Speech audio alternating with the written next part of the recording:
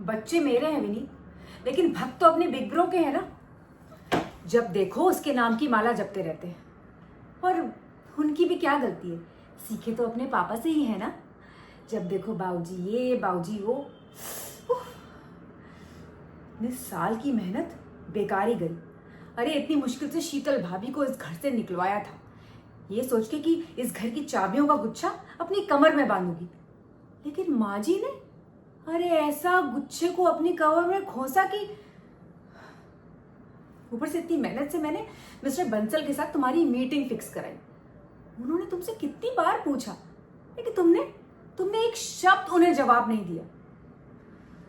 लगता है शायद अब ये भी मुझे ही करना पड़ेगा, क्योंकि तुम्हें तो अपने बच्चों की कोई चिंता है नहीं, लेकिन मुझे अपने बच्चों के फ्यूचर की चिंता है।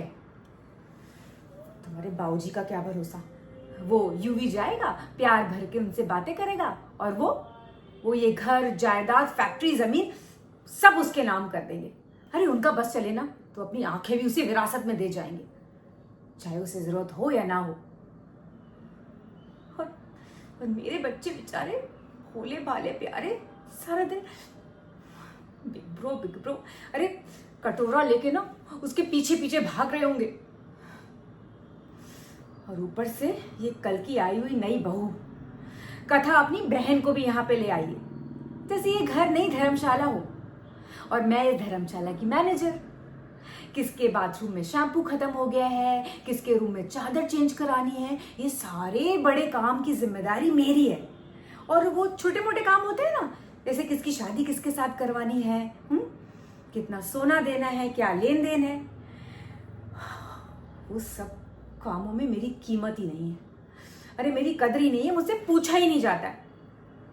और किसी से क्या कहूं, जब मेरा अपना पति मुझे सलाह देने लायक नहीं समझता है तो और कोई क्यों ही समझेगा। विनीत, मैं तुमसे कह दे रही हूं, एक बार मेरी बात ध्यान से सुन लो। मिस्टर बंसल से तुम्हें हाथ मिलाना पड़ेगा। अगर तुमने ऐसा नहीं किया ना तो 1 साल के अंदर अंदर या तो हरिद्वार की ना टिकट्स बुक करा लेना, या किसी वृद्धा आश्रम में ना पहले से ही एडवांस बुकिंग कर लेना, क्योंकि कथा और यूवी तो हमें इस घर में रहने देंगे नहीं। सुन रहे हो ना तुम?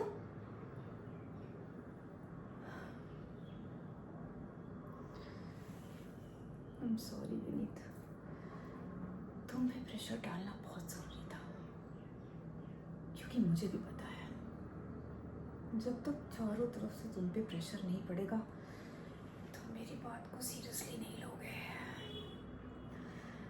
अब तुम पे मेरी बात का कुछ ना कुछ असर तो होगा ही, और तभी तुम फैक्ट्री बिकवाने में मेरी हेल्प करोगे।